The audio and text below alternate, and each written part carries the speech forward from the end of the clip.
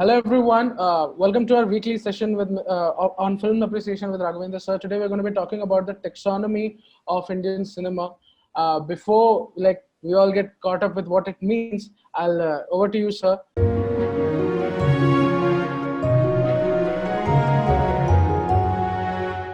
Taxonomy is very simple. It's just a rigorous classification and categorization of a certain body would be a taxonomy.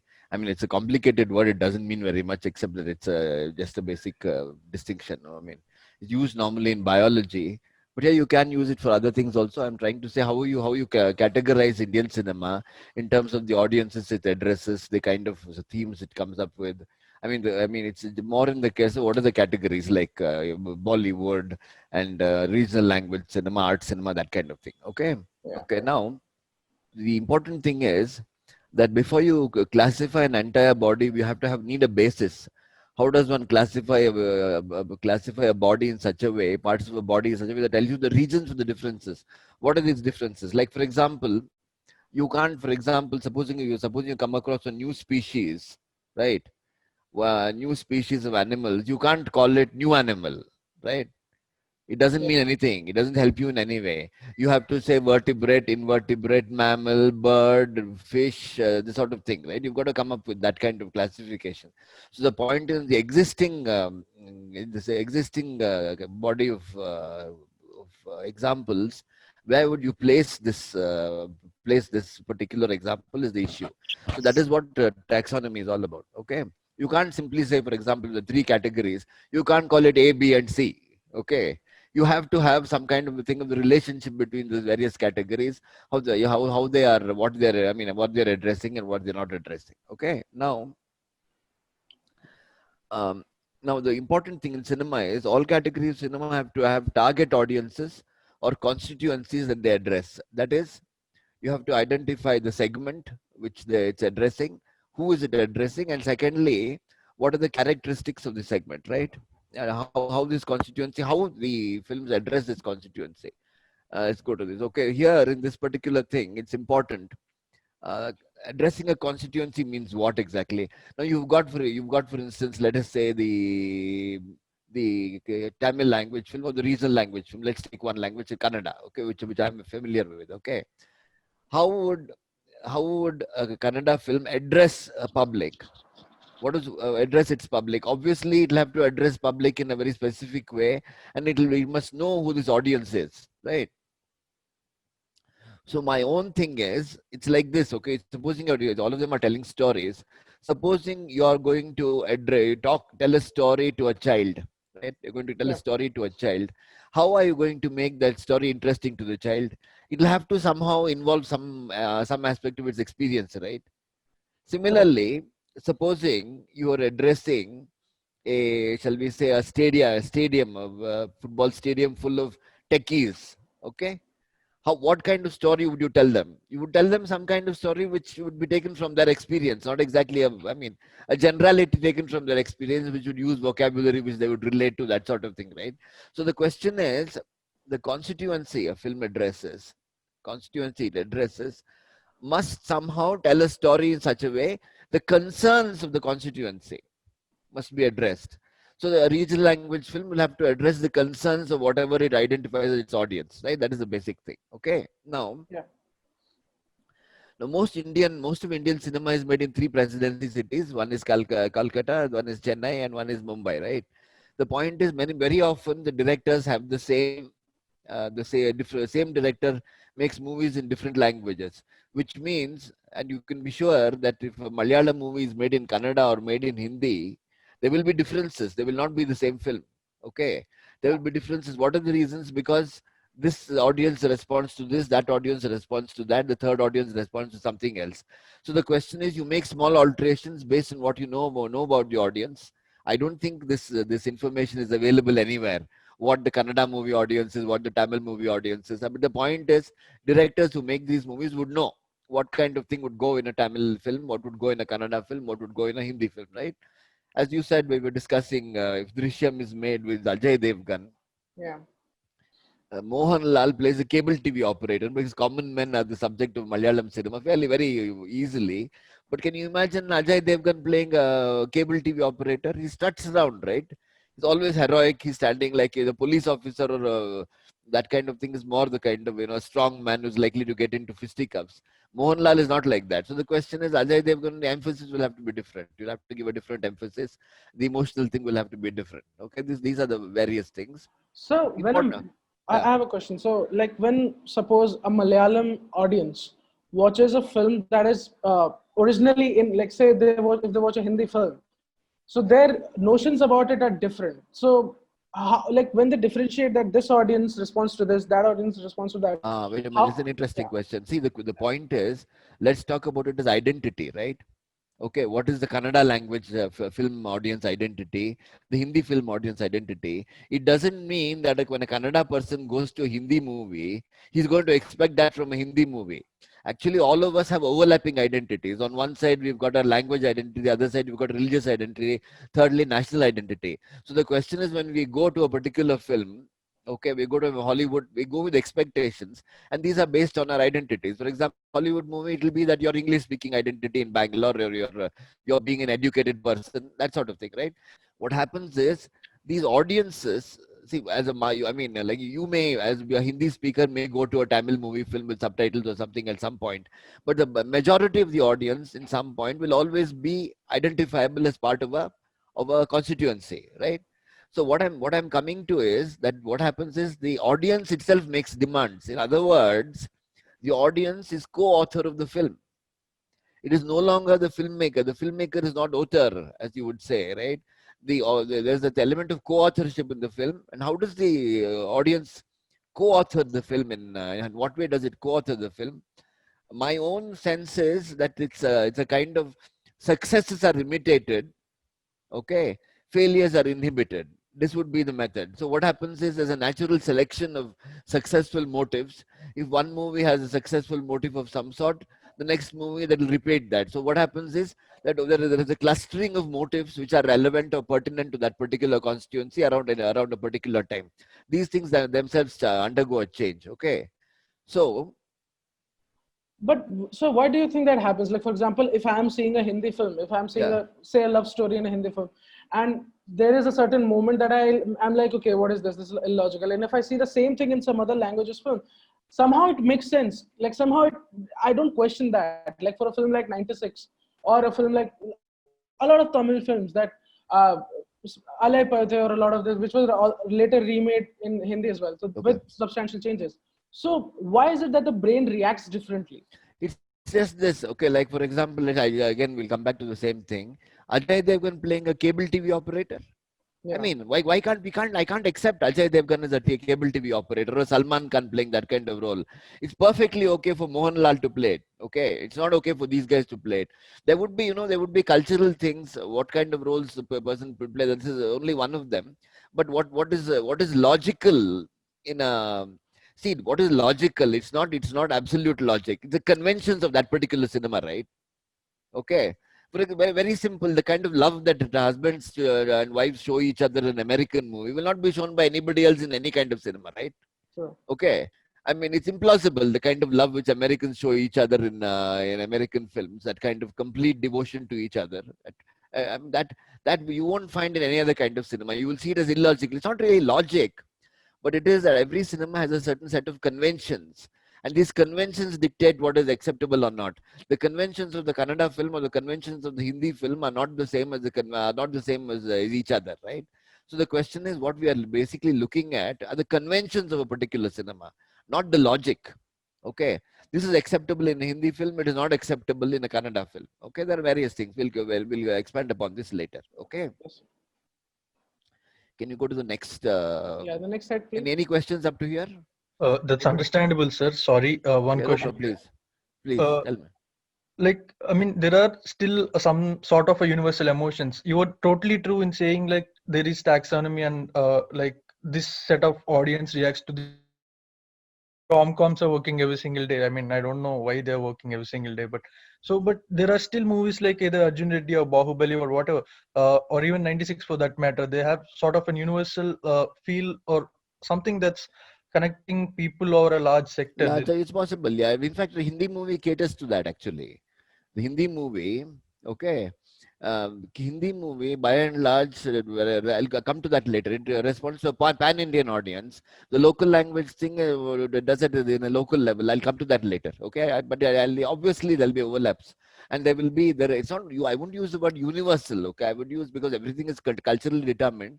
But the question is, it will be true to a larger space than a smaller space. That kind of thing, yeah. But I wouldn't use the word universal. I mean, what is universal? Everything is culturally, determined. A person on Mars will appreciate a love story made in India, in Tamil. I seriously doubt it. The point is that over larger space, smaller space, overlapping space, these are, we'll come to that in due course. Okay. If I don't bring it up by the end of it, please remind me. Okay. Now we'll go to the national cinemas in India. Okay. Now, the basic term national cinema is usually used to denote these films of the newly independent independent nations in the 1940s, 50s, African nations, Indian nations, South American nations, which broke away from colonial rule. And they were at that point trying to hold up create something called a national culture, which they were holding up to the world. Among the filmmakers who came into this were people like Satyajit Ray from India, Yusuf Shaheen from Egypt, Lester Perez from Sri Lanka, Thomas Alia, Cuba, Fernando Biri, Argentina, Usman Sembene, Senegal. All of them were basically post-colonial filmmakers who were somehow inspired by this thing of nation building, the creation of a national culture.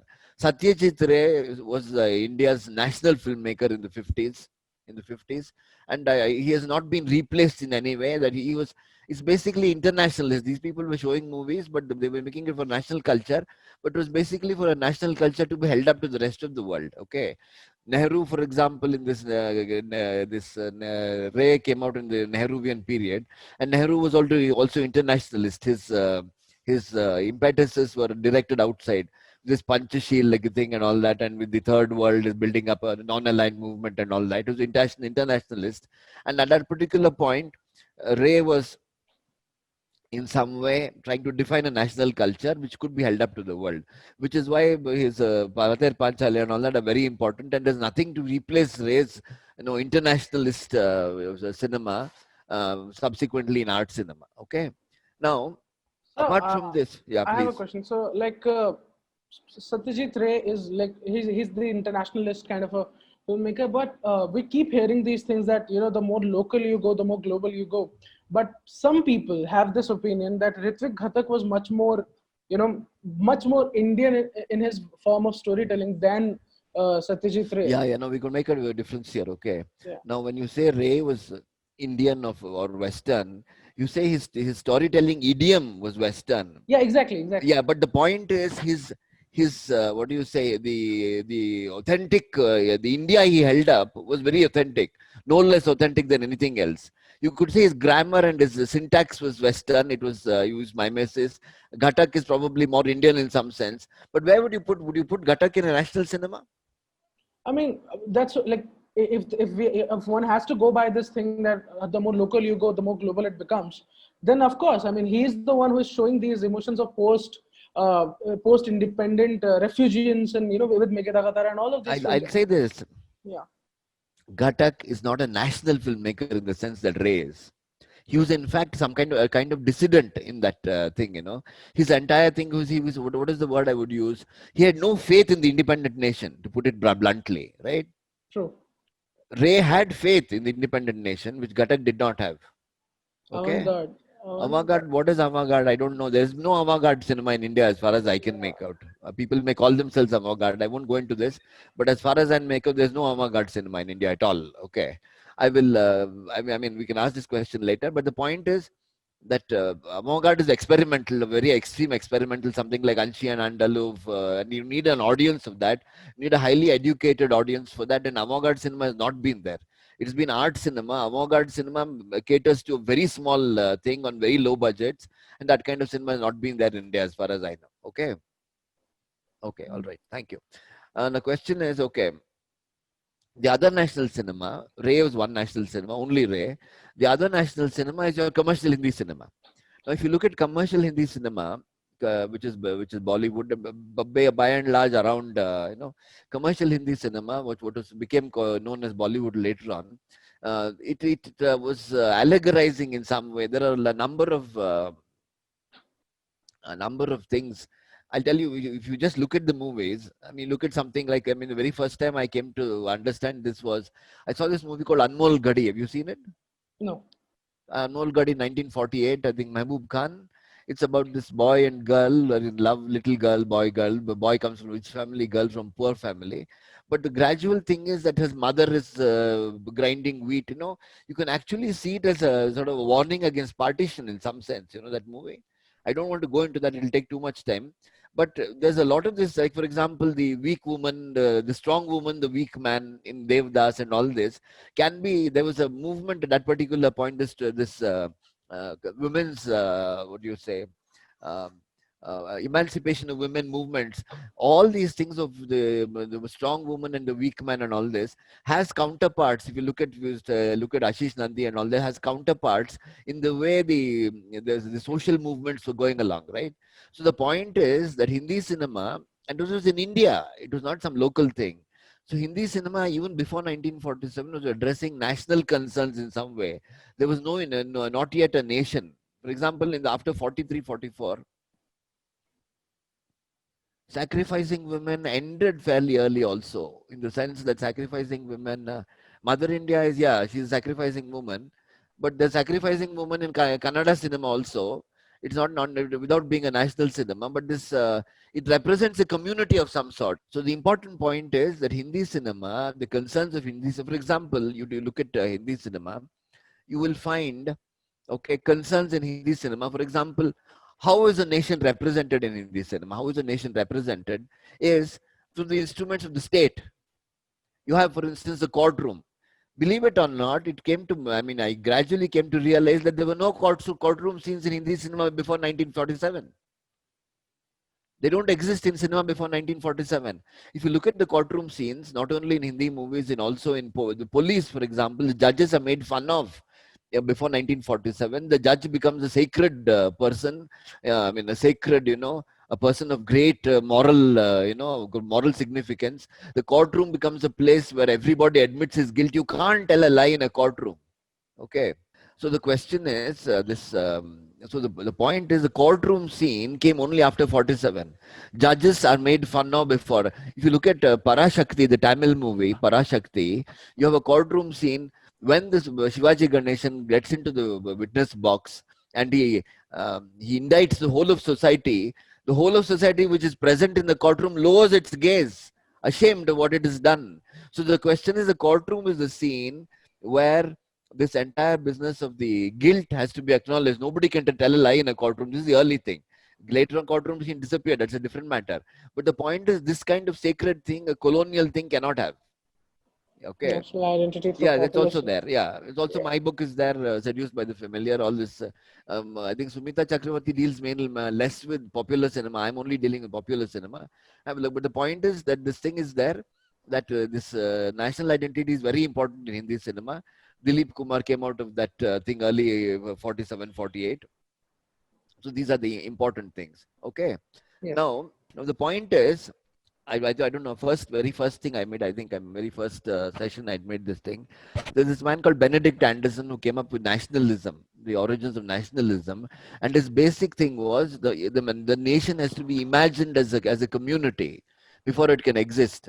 True. Now the point is, in India, literacy level was very low in 1947. So what happened is cinema, because by taking these concerns, these large concerns, cinema became the tool by which the nation was sort of delivered to the public in some way. You get my point? Okay. So cinema in many ways helped. I don't know, we've seen this, say Footpath with Dilip Kumar, where Dilip Kumar is a criminal. He surrenders to the police. I think Fir Subha Hogi, I think of Raj Kapoor, which is a thing of crime and punishment.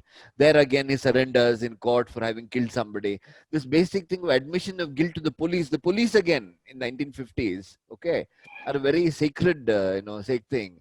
If you've seen, for example, Bazi, there's a policeman in Bazi. Yeah, again, okay. Guru Dutt Policeman is very different from the way policemen are portrayed now. If you look at the original of Mother India, you will find that film called, I think, Aurat. Aurat, yeah. Man just deserts the family and goes away. In Mother India, he's crippled, and therefore, in order not to be a burden, he becomes. But the point is, when he makes the movie in 39, I think, I'm not sure about Aurat, I think it's 39. This the story is told completely differently. Okay, it's told that he's irresponsible and he runs away from home. Is the way they would show. So this weak man, strong woman is the thing, and it's there in. I mean, Devdas is the same thing. There's one I think of Shantaram. It's called. That's called Admi, Shantaram's Admi. All of them have these motives. And also this Leela Chitnis films with Ashok Kumar. Okay. So these are all, I mean, the point is that these are all things. So do you think because of that national identity that the films were trying to portray and address national issues, is that the reason why up until a certain time there were no surnames to the characters or there was no dialect in Hindi? We'll talk films? about, I'll come to that. Okay. There was no reason for a nation There was state. no sense of a nation state. It was more of a Correct. No, yeah, it was a reply subject. to There's a it. difference between subject and citizen, right? Subjects also have to have loyalty to the kingdom, right? Subjects are not people who are unconnected. India, it seems we didn't have, because so many of these we didn't have a single country that way. See, country was there. So loyalty to the king was always there. Loyalty to the monarch was always there. Citizenship was a subsequently different thing where you have this republic and you have, okay. But the point is that they are motives which are relevant to the country at that particular time. That is important. The weak woman, the strong woman, weak man was relevant in the 40s, early 40s. Okay. Intimate enemy, correct. Absolutely. That's the one. Intimate enemy, Nandi. Okay, I'd forgotten that. That's the title of the book. You can have a look at that. There's a lot of interesting thing on the motive of this, not about film, but about the reform movements, Raja Ram Mohan Roy and onwards. Okay. So the point is, okay. So the question is, the land, mother is the land. Mother was portrayed as a land in Anmol Ghadi, bread provider and that sort of thing. Mother in Mother India became the country, the nation. Okay. Later on in Mother, punishing nation, that too, a nation with power to punish on behalf of the community. That is Mother India, and even in Diwar, it's the same thing. Okay. So now, this is as far as popular cinema goes. The third category of national cinema became around 1970. Somebody wanted to ask. Around 1970 was Mrs. Gandhi's FFC and the NFDC and all that. That they wanted to create a new cinema which would appear, which was meant for the common man, which would show common man the problems of the common man. That was the basic thing. Show ordinary people, deal with the ordinary people and their problems. This is the basic thing. And the art film movement came out in 1970. The first three movies, I think, were one by Kantilal Rathod, one by Mrinal Sen, which is Bhuvan Shom, and the third was Basu Chatterjee. Basu Chatterjee was, I think, Sara Akash. These were three movies, but the point is it launched what was called the art cinema movement. Now, point I want to make here is, it is not to be seen as a continuation of Satyajit Ray. Okay. The art film movement is different from Satyajit Ray. It doesn't follow Satyajit Ray's precepts. It's a national cinema in some way, in a different way altogether. It's a cinema of interrogating society kind of thing. Ray's cinema is not like that. Ray is mimetic, and it's a national cinema in a different sense. Okay, is this point made clear, or is there any difficulties with that? So the point is, art cinema in India is not a continuation of Satyajit Ray. Okay, Ghatak is again a different person, will have to be treated differently. He also cannot be seen as a national cinema because he's being left-wing and being Marxist. He had no faith in that thing of the nation. Okay, whereas your Bollywood had faith in the nation, Satyajit Ray had faith in the nation, and art cinema had faith in the nation in that way. They're interrogating all these movies. They're social critiques. Your art cinema, right?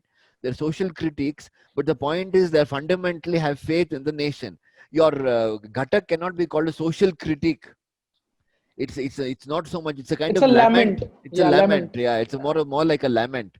He does not see possibility of change. It's what you would call left-wing melancholy in the West, what they would call, right? Yeah. He does not see the possibility of change. He does not see reform on the agenda. Okay, which is very different from the art filmmakers who always place reform on the agenda, that this is happening, this should not happen.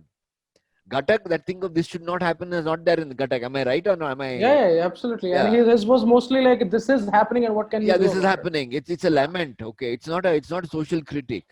Sure. Whereas your Mrinal Sen is a social critique. Sham Benegal is social critic. Girish Kasarwalli is social critic. What's his name? Ketan Mehta is social critic. All of them are social critic. Jabbar Patel is social critic. Okay, all of them are art cinema. Okay. Yeah.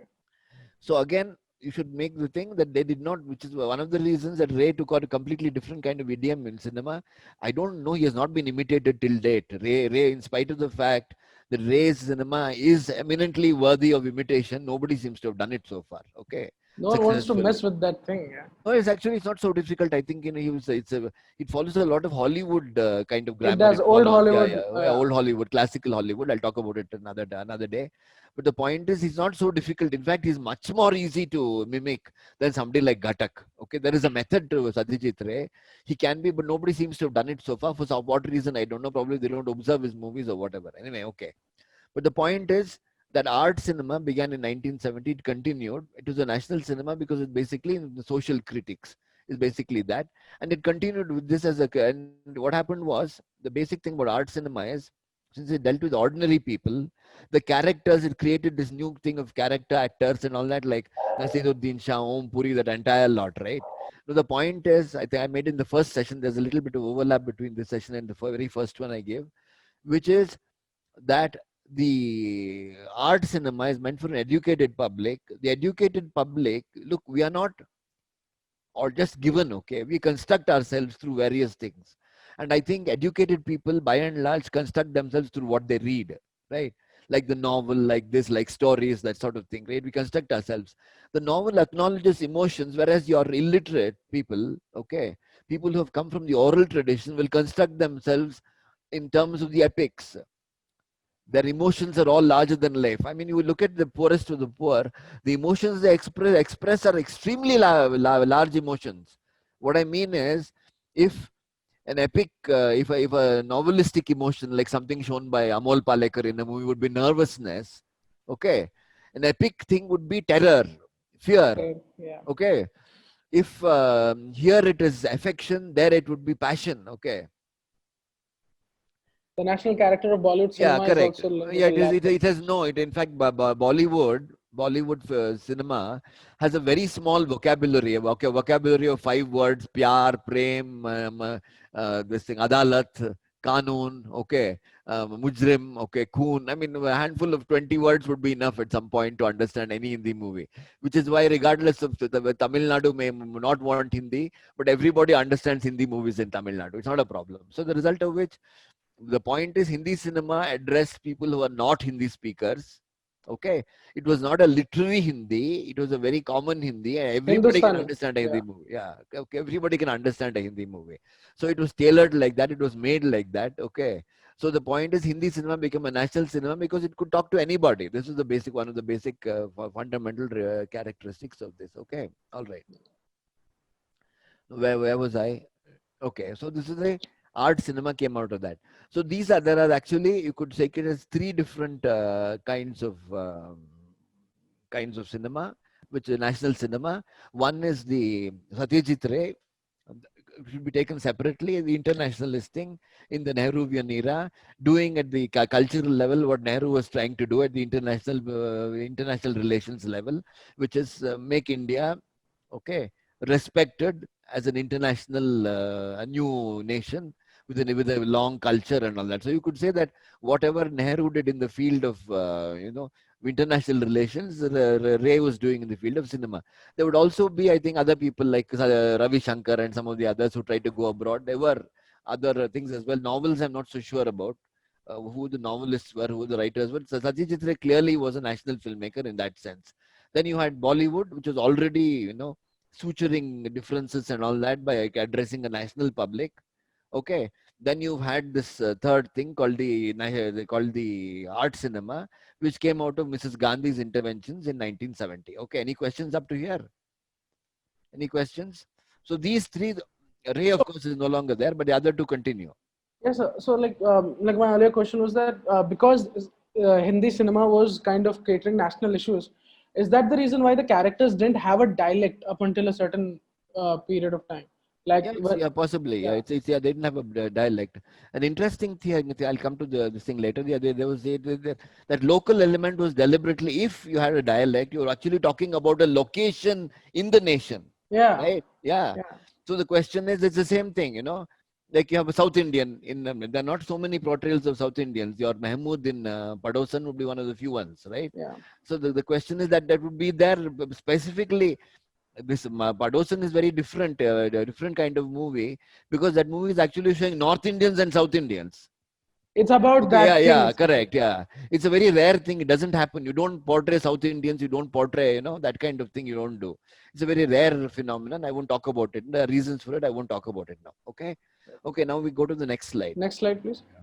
Now the point is, where the regional art cinema. By the way, I talked about Jabbar Patel and Ketan Mehta and all these people are regional art cinema, right? Now, regional art cinema is only a regional language art cinema, but actually it's a national cinema.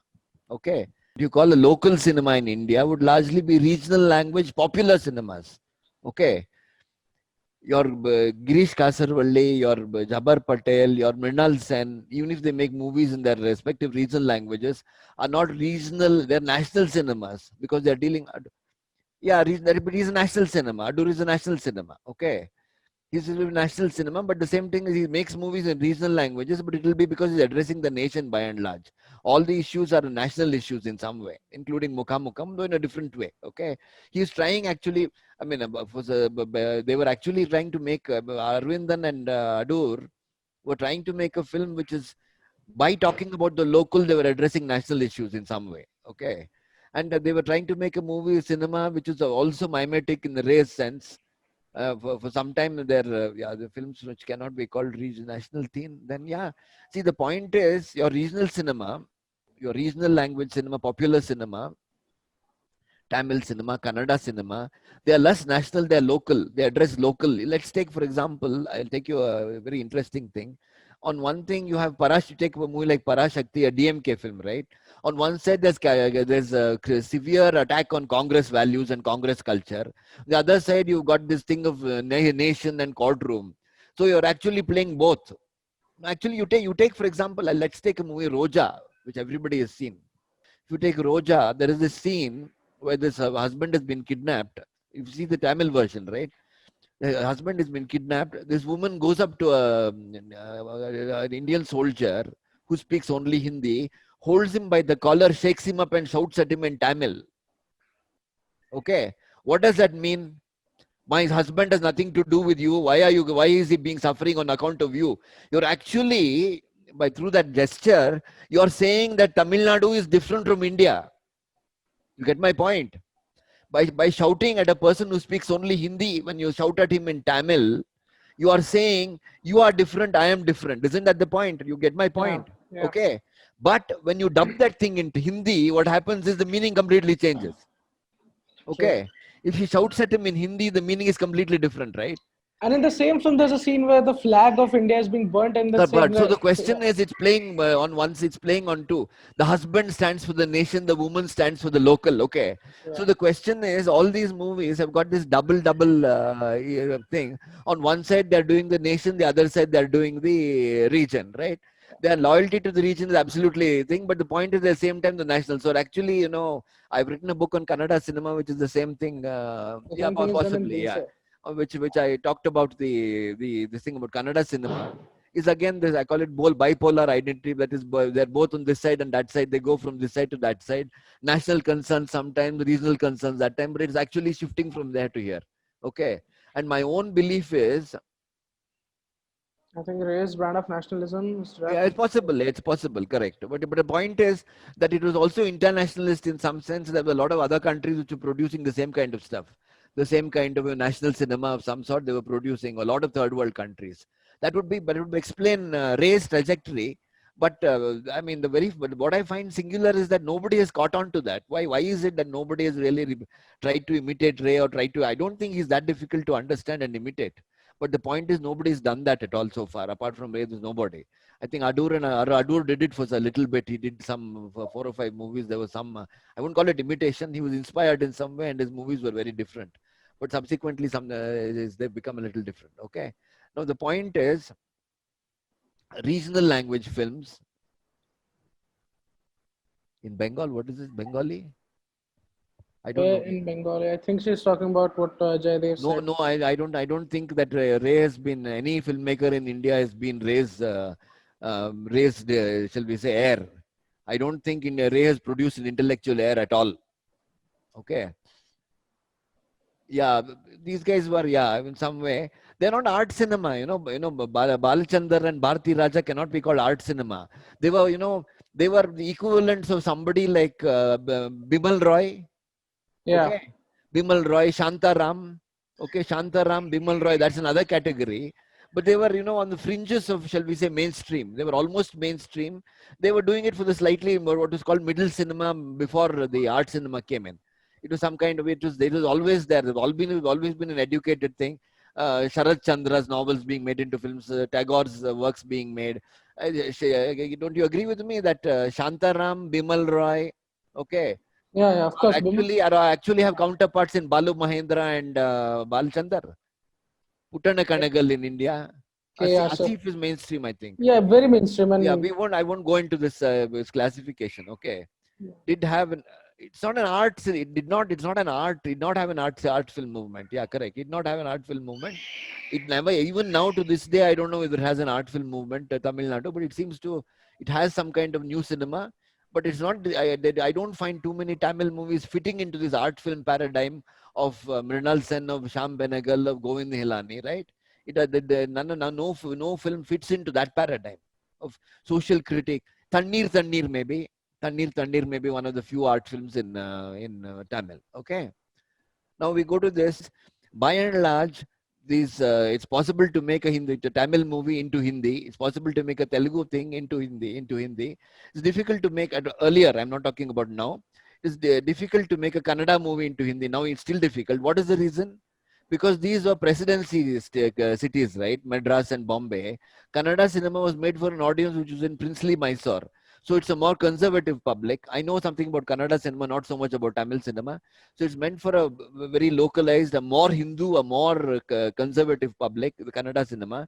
So there are other issues in Kannada cinema. For example, you have love marriage in Hindi cinema. You have arranged marriage in Kannada cinema. Okay, endogamy in Kannada cinema. Caste is very strong in Kannada cinema. It is not strong in Hindi cinema at all. What is the reason do you think that caste is not strong in Hindi cinema? A Gupta can marry a Sharma in Hindi cinema, no problems, right? yeah, Okay. One is a Baniya, the other is a Brahman. Brahmin, but there is no problem. Okay.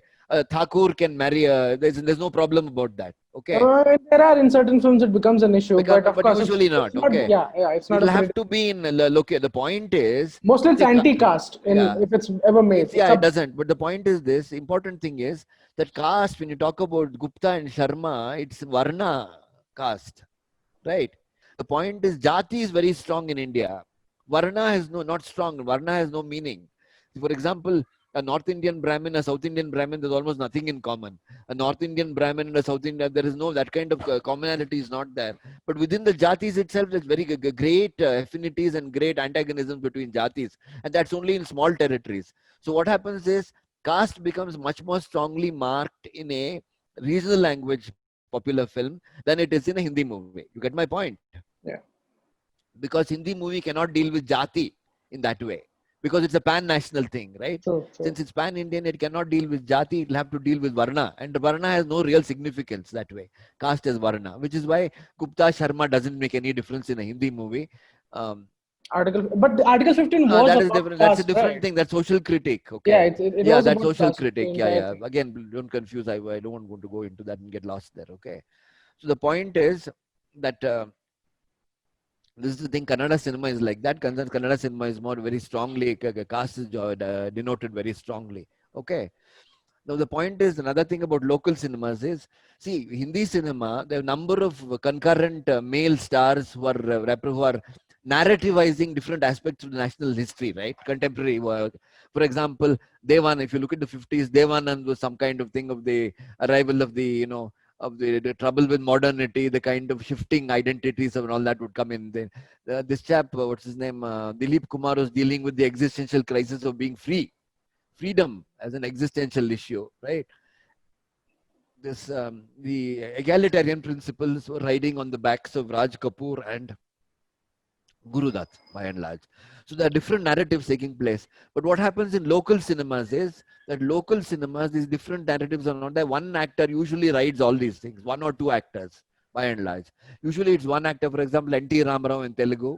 You had Rajkumar in Kannada. Okay, this is the thing. Okay. Malayalam cinema again is different. I'll go into that later. Okay. Now the point is the same thing because of Jati affiliations in the local thing. Okay. Local actors have constituencies which Hindi movie actors don't have, concentrated constituencies. You get my point? Okay. They also belong to certain jatis, so that gives them some additional constituencies. So the result of which local actors in regional cinema can become political leaders, which Hindi movie actors can't do. Their appeal is distributed far too widely for that jati thing to have any meaning. For example, whatever Amitabh Bachchan's jati is, I mean, he's a Srivastava. Yeah, Srivastava. Srivastava. Okay. What is the thing called Kayastha, right? It's a Kayastha. Kayastha, right? Yeah. So Kayastha would have only in a certain. It will have value only in a certain. I think UP. Where would it be? UP and like northern central India. So that area, the Kayasthas would have value. But the point is, his appeal is distributed across the whole of India and thinly. Whereas your Rajkumar's appeal or your MGR's appeal or your I don't know with the terminology local, I'm using this local as regional. I mean, it so happens, like for example today, that local is, because of the linguistic states, because of the creation of the linguistic states, local has become thing with language. It has become. So the question, I've used this local cinemas in India, I've used that. Tomorrow, for instance, like for example, you talk about Telangana cinema and Andhra cinema separately, then it will no longer be language based, right? Because both are Telugu. Yeah. So the question is, we can imagine the possibility in the future when language is not the basis of states, in which case local will have to think of another term to use it. Now, what you call regional is associated with language now today. Regional language, regional this, but it need not necessarily be associated with language. Okay, there would be a Telangana Telugu, there would be an Andhra Telugu, so there would be different cinemas. Soon there will be a different Andhra cinema, different Telangana cinema. They won't be the same. Okay, I'm just using it as interchangeably with regional. So I try to explain also why it is possible for local politicians to get mileage out of their jati and their language support things, but not Hindi thing. It's very necessary for the local politician to also belong to a dominant jati. For example, across India there is no such thing as a dominant jati, right? You get my point? Yeah, but there's not one. There is no such, doesn't exist. There's no dominant jati across India. There's no dominant varna across. Makes no sense at all. Dominant varna, dominant jati is not there. But when you go to say places like small places like Tamil Nadu or places like Mysore, which is Kannada cinema comes from Mysore, not the whole of Karnataka. That Mysore, there is the dominant jatis, and then that dominant jati becomes important. A leader comes from the dominant jati. One of the reasons that Rajkumar, the hero of Kannada cinema, did not make it to the thing of a politician was that he did not belong to a dominant jati, he belonged to minority jati, not a religion. Major Hindu is Hindu, but minority jati. Okay. Now let's go along to the next one, which is orality literacy and Indian cinema. Okay. Now, Indian cinema is largely catered to an illiterate public. I've already said that. Okay, so I said that entire thing of the entire vocabulary of Indian cinema is the gestural vocabulary, is the epic mode. As I said, it's fear, okay, it will be passion, it will be those things. And you go to illiterate people today, they will express themselves in such terms. They will talk murder at the drop of a hat, okay. They'll talk about killing, they'll talk about that sort of thing. But the point is that it's because the vocabulary comes from the epic mode, the epic thing. Okay. As educated people, your own construction comes from the novel, comes from other things, comes from the newspaper. So you're, because of the literate side of your personality, you're constructed by a completely different vocabulary of gestures, a vocabulary of emotions. You're a completely different thing. Okay. So please, Hitchcock, use those. Use those vocabulary. Yeah, okay, whatever. Anyway, Hitchcock, I don't know. But the point is, the important thing is that people like Nasiruddin Shah, I don't know if I said this before, okay, I don't know why I brought this up earlier also. Nasiruddin Shah, Amol Palekar, Om Puri, all of them came from this thing of the novel. They came from the novel. So you have art cinema. Satyaj, art cinema is a literate cinema, right? Okay. You've got, whereas your mainstream Bollywood earlier, I'm saying before 2000, was by and large, before the advent of what is called new Bollywood today, Dharmendra, your Amitabh Bachchan, your Rajendra Kumar, all these people, MG Ramachandran, Rajnikant, okay, Raj Kumar, all of them have a vocabulary which comes from the epic mode. Gel with, no. Kannada cinema is not targeted to people outside Mysore. They do it. But the point is that Kannada cinema does very well only in these districts of old Mysore. You can't have in Kannada cinema a romance between a Mysorean and a person from Gulbarga. You don't have that at all. Okay, so Kannada cinema, all the kind of romances, everything is the small territory which was under the princely, under the Maharaja. So the question is, so Rajkumar also is basically an old Mysore hero. At some point, they try to enlarge that to make it a pan Kannada cinema. I won't go into that. I don't think there are too many Kannadigas here. Okay, but the point is, Rajkumar did not make it into politics. I won't go into that. I think I already said that. Okay, now coming back to this. So Malayalam is a highly literate region, which is why Malayalis are accustomed to reading novels, reading newspapers. So their emotions are constructed differently, which is why you've got Mohanlal and not Rajnikant. You get my point. See, Mohanlal comes from a literacy inscribed cinema, whereas your Rajni comes from an orality inscribed cinema like Shivaji Ganeshan, like your MG Ramachandran. Okay. So that orality literacy is the basic thing which divides the two cinemas, which your orality, which is your mainstream cinema. Gradually, Hindi cinema is becoming more and more literacy inscribed, aren't you? What you call new Bollywood today. Yeah. What you call big hits today by films which with English titles like Three Idiots. Okay.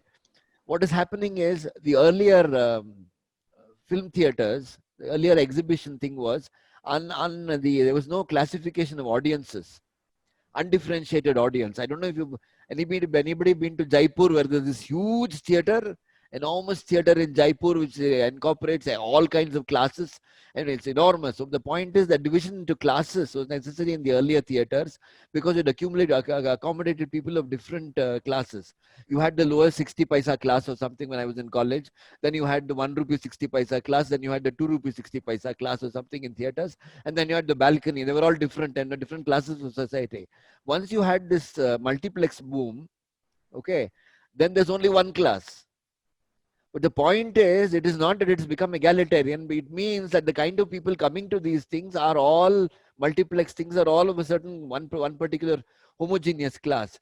So when you talk about Hindi cinema today, when you talk about new Bollywood, you must take into account the fact that these people, because of the multiplex, can target very specific educated audiences which they couldn't do earlier.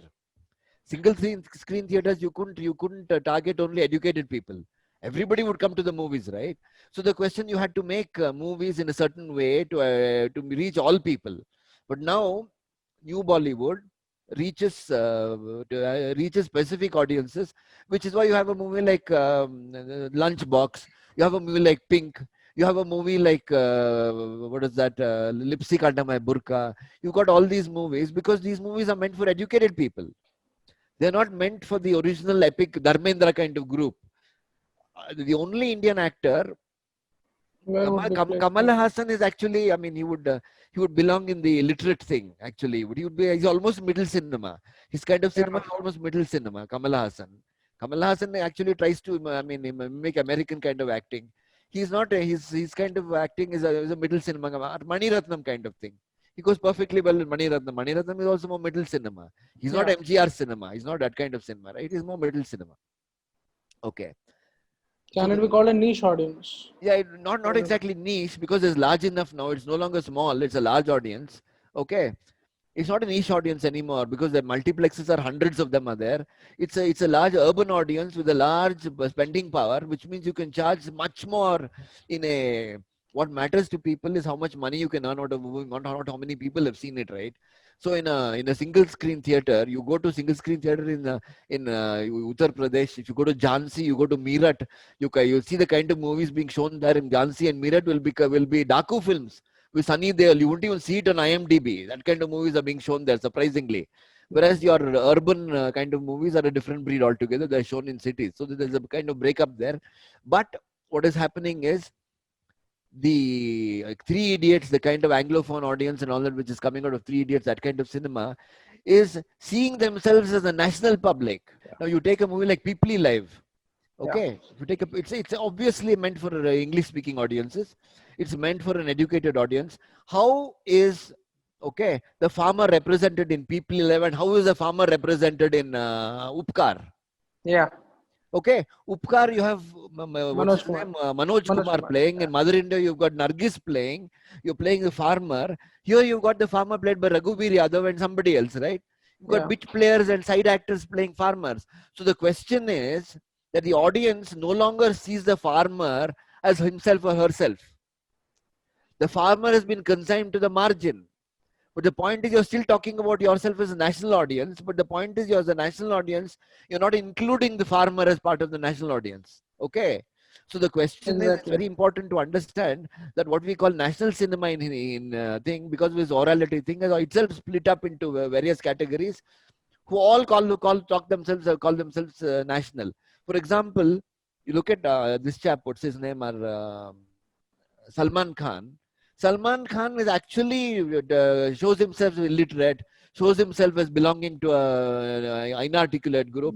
If your Anglophone Indian cinema of the upper classes, goes to America, goes to Europe as a tourist and spends money there, Salman Khan will go as a sailor on a ship and work on the ship. So he's playing working class people. So Salman Khan actually represents another facet of India. For example, something like Dabang. He's basically catering to a public very different from those that Three Idiots cater to. But what has happened today is that there has been migration to the cities. We really can't segregate, those people in the cities as belonging to the oral tradition as once upon a time it would be possible. Now you can't do that. You can look, for example, at the kind of movie shown in Chandni Chowk and the kind of movie shown in Greater Kailas. There'll be a different difference in the kind of movie shown here, kind of movie shown there, right? You got my point. Huh?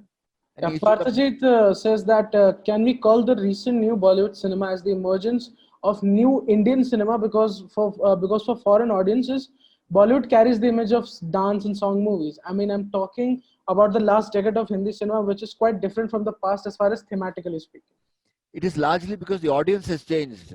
The kind of it's possible to target audiences. If you target a certain, for example, Kannada cinema is not split up, right? Look, I'll come to that in the last section, right? Come to that in the last section. Okay? So I have a question. Is that say when these actors who, from the novelistic point of view, became like Naseeruddin Shah, Rompuri, and they were playing very common people. So there's this contradiction that you have also touched upon, that these guys who are Salman Khan plays the common man's aspiration, and these guys are much more. So do you think the representation? Wait a minute. Salman Khan plays the common man in the epic mode. Yeah, and these guys play the common. Shah plays it in the novelistic mode. That's what I'm saying. But as you said, that a common man or an extremely poor person, he is in an epic mode all the time. I mean, the point is, his own thinking is that. But the question is that you talking about him won't talk about him like that. My point is this, Salman Khan essentially targets a working class audience. A large, it does not mean that all of them are working class. He targets a lower, less spending power, right? By and large. It doesn't mean that rich people won't go and see Salman Khan movies. Your Naseeruddin Shah and all play the common men, Amol Palekar, in the novelistic mode. Common men, not, I don't mean necessarily working class, but the gaze on that common man is that of an educated man. It's an educated gaze, an educated look at a common man is your Naseeruddin Shah. Common man's look at a working class look at a common man would be your this chap. What's his name? Salman Khan. You get my point. I made my point. Yes, sir. Like say, but say a film like Yeah, Salim correct. That's it. This is Metro. it. I think he's understood. Shanmukh has understood this. A common man in the epic mode is what's his name? This guy, A Salman common man in Khan. the boom A modern. common man in the novelistic mode is Nasiruddin Shah. All these other new people, or Nasiruddin Shah, Om Puri, all of them. Okay, you get it. There are two different modes. One is the mode of address. The other is the mode of representation. The other is the person represented. They're completely different. Okay, you get my point. So the novelistic Dharmendra mode played is the working mode of class people, address. right? Dharmendra played working class people for a long. Okay, all he was not playing. I mean, once upon a time in the 80s, 70s, and all that, all these guys played working class. All Yeah. of them played. Even your Vijay is a working class in Diwar. Okay, it's done in the epic way. It's not done in the novelistic way, right? Okay. So is that the addressing gaze? Is that the addressing or is that the representative gaze? The epic Look, mode. no, look. There is representation. Yeah. Okay, okay. Who is that? Look, I don't know. I think you're just confusing it. Just understand this. Okay, the common man can be represented in the epic way. He can be represented in the um, Novelistic way. in the novelistic way. The point is, Indira Gandhi was talking about common man's viewpoint in the novelistic way. Okay. Art cinema was always dealt with when you talk about common man's real problems. What is the meaning of real? They are not those of Salman Khan. No, real would be Nasiruddin Shah, right? Yeah. It's closer to what we see, what the real problems are, where the money is going to come from, what is he going to do, has he eaten his meal 3 days. Salman Khan is not going to worry about eating his meal. That is not the issue. That is the epic way of represent the common man, which what's Salman Khan. Okay, so these are the two things. This would be the way you could divide the cinema. Now we'll come lastly to the emergence, the newly emergent cinema, the social change and digital revolution, condition of exhibition, okay, exposure to international cinema. What has happened is that the whole thing of Indian cinema has undergone a change, and new categories will emerge as technologies come, as social change comes, as migrations to the cities. All this, what happens is new categories will come, but these categories will largely be okay. The process of education, the process of learning, the process of English catching on. English is the big player in the Hindi movie today. How many movies with English titles? How many, when you take a movie like People Life, okay, the legend which is important in the movie comes in English at the end. Okay. The title comes only in English. The whatever is said, I mean, I think one of the first Anglophone Indian movies was Rang De Basanti. You had swear words in English. Rang De Basanti was one of the first, I think 2005 or so. Rang De Basanti would be one of the first movies where the audience is, you can actually see him targeting a literate public in some way. Not in this art cinema way, but still there's a lot of English. No. Dil Chahta, I don't think did that before Rang De Basanti. When was that? What was the year? 2000. Yeah, possibly. But it was not a super hit like this, no?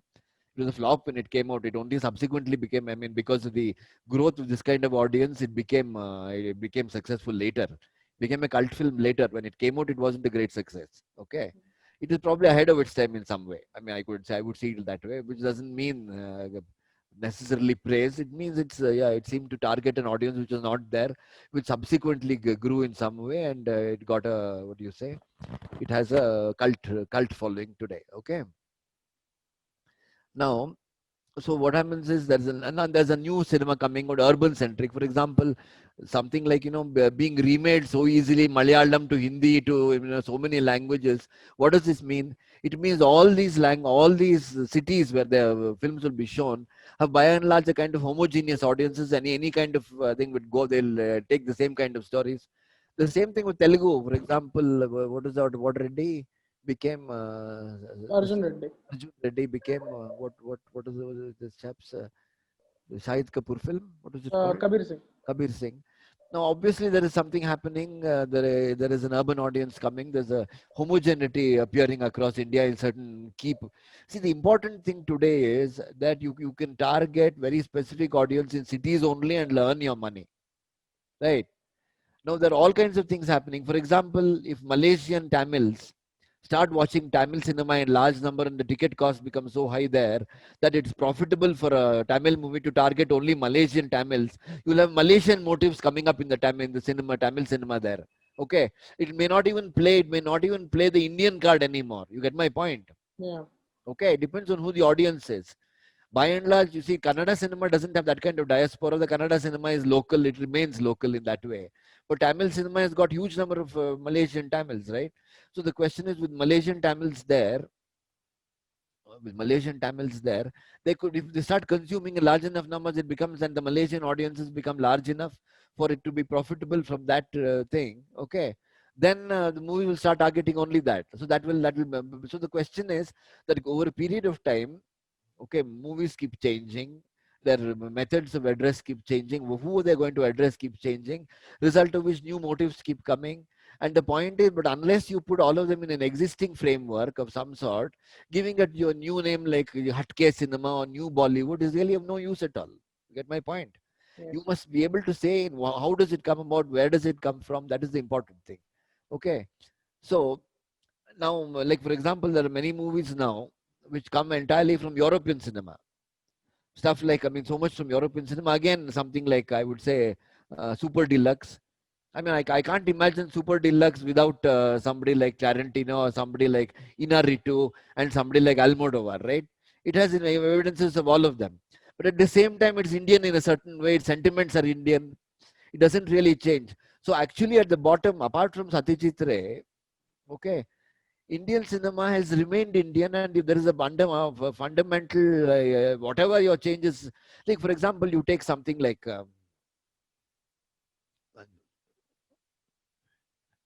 novelistic mode, there will be automatically, obviously. I think what is likely to disappear is the Salman Khan thing, because it may not be profitable for people to target that.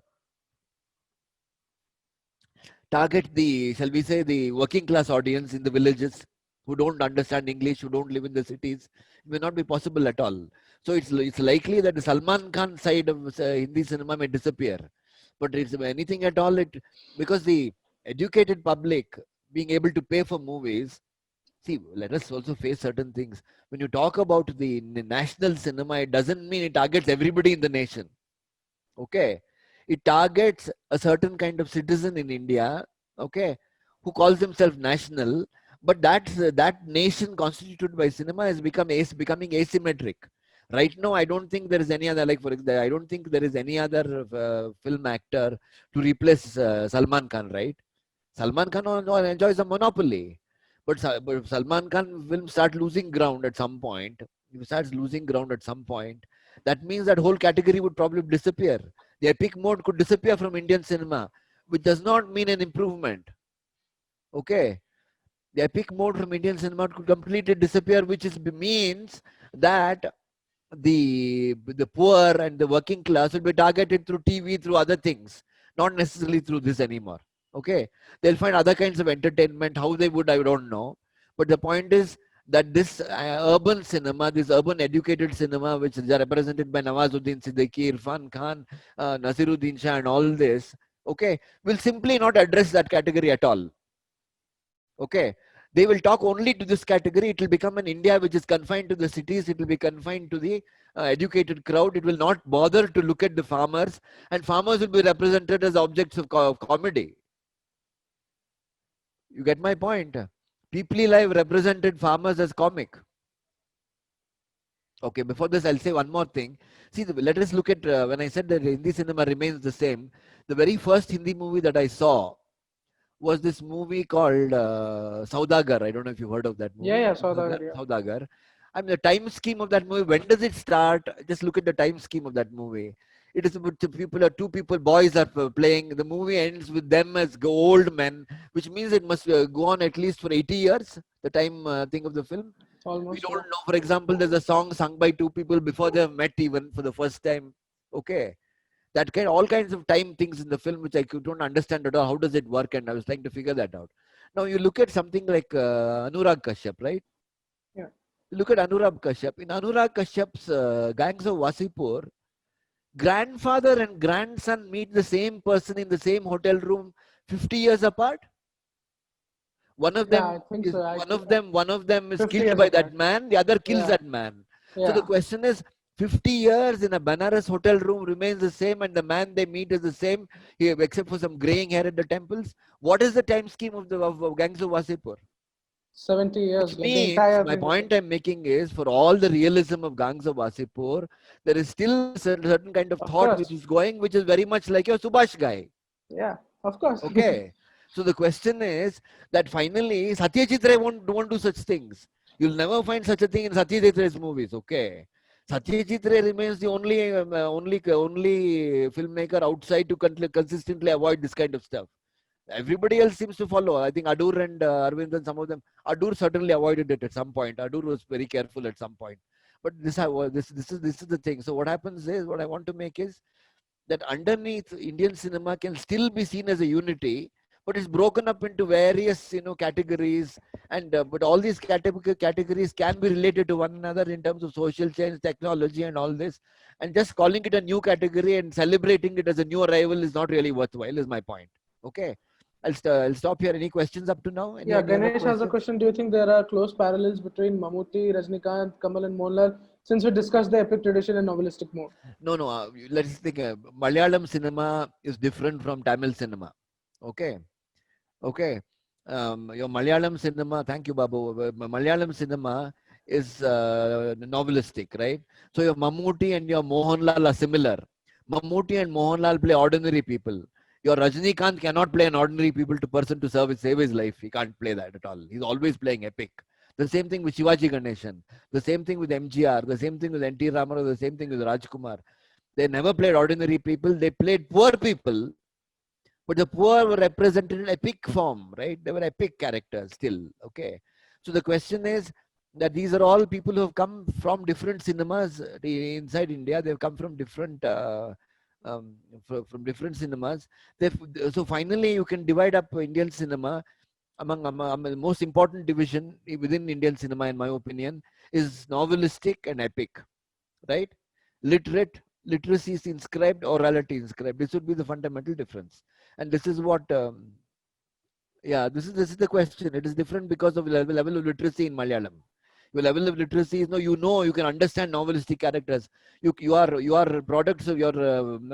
You understand novelistic emotions. You can understand that.